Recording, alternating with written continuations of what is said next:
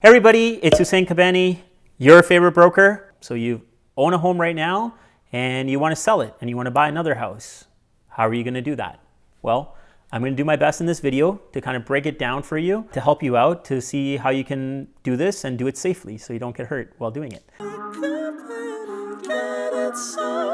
So the first thing I think we have to look at when you want to buy and sell is that we want to try to do it in the same market, okay? So we don't want to have a market change while we're doing it. We want to try to keep everything even, okay? And sometimes it sucks because if the prices are really high, you're going to sell your house high and then you're going to buy another one high. Unless you're going to try to be a trader and, try to sell yours high and then go rent for 6 months and hopefully the price comes down and you're going to buy back. And, in that time, the price could go way up and you wouldn't even be able to buy back what you had. Could work out for you, I'm not sure. But the way I would like to do this is I would like to trade in the same market as much as possible. The first thing I would do is that I would understand the market. If we're talking about a market where everything is hot and things are going for multiple offers and houses are on the market for 10 or 15 days, I think that that's reasonable enough for you to basically say that, hey, you know what, we have to get our house on the market first. So the first thing I would do is that I would get my house ready and I would put it on the market and I would start to basically get reactions from people and agents and get the feedback and see what people are saying about my property. Number one, to see if I can do something with it. Can I modify it based on the feedback that I'm receiving? And number two, to see if there are interested parties that are talking about possibly bringing forward an offer. Once your house is on the market, we're starting to get positive feedback that this is something that we're going to get an offer on. Then we would actually really start going out, visiting homes and maybe making a short list of homes that we're interested in. And then when we do get our offer, we can start to move forward with some of these other homes. I think that is one of the ways to do it. In 2016 and beginning of 2017, if you wanted to sell your home and buy another home, what you would have to actually do is that the inventory was so short at that time. So there was no inventory available. I would say we were probably somewhere in a level of about 5,000 listings available throughout the Toronto Real Estate Board. Whereas this is mid-June 2020 and we have somewhere around 13,500 listings available. And there's been times where we've peaked just over 20,000 listings available for sale. When we were in this market of about 5,000 listings available for sale, you really need to go out there and you needed to purchase your home first. So the house that you would want, you would have to go through that process of multiple offers and you had to purchase your home first. And then you could put your house on the market because you were basically guaranteed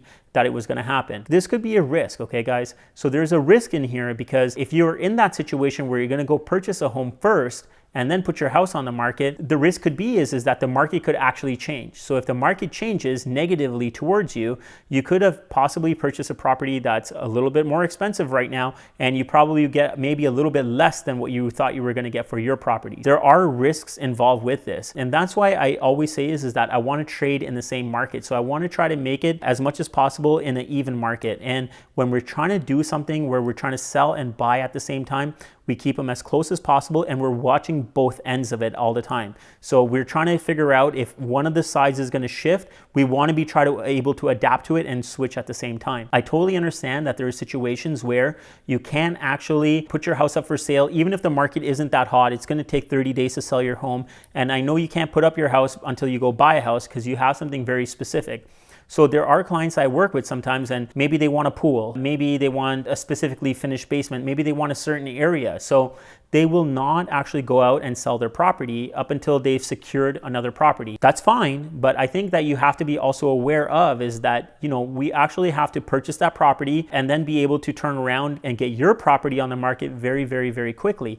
And for example, if you thought you were going to get 800 for your house and we're running out of time and, maybe we're coming up to 20 days on the market with your property, we have to close on your next property. You thought you were going to get 800, we might get 780 for your property. And this is just something that you have to budget up in advance. That, hey, you're gonna have to be a little bit more flexible on your sale price if you're really gonna go out there and secure exactly what you want first.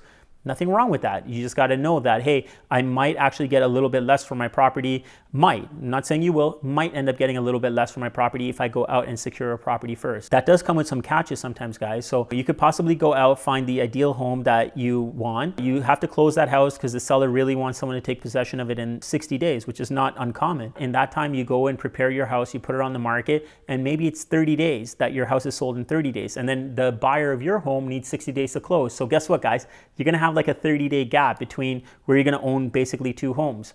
So this is where something called bridge financing kicks in, okay? I don't even want to really get into the cost of bridge financing. I guess I can't do this video and not even give you an indication, but maybe for a month, depending on what your mortgage is, it might be $1,500 or $2,000. It's, you know, I don't want to be quoted on this. Depends on what your mortgage is and what your credit's like and what interest rates you have. But just to kind of give you a rough indication, talk to your mortgage person if you really want to get a good idea of what this could cost.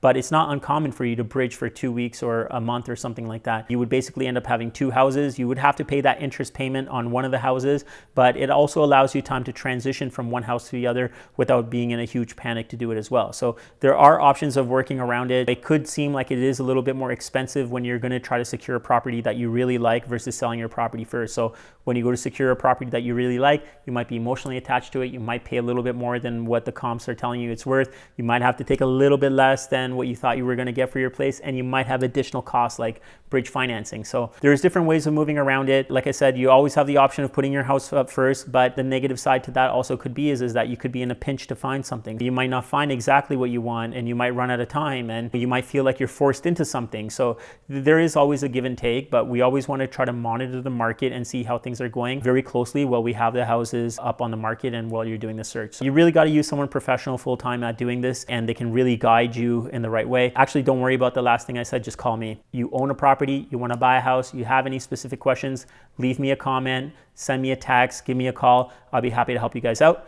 Until then, I need you guys to remember one thing: get Cabani, get sold. Sell it, sell it, sell it, sell it, sell it, sold.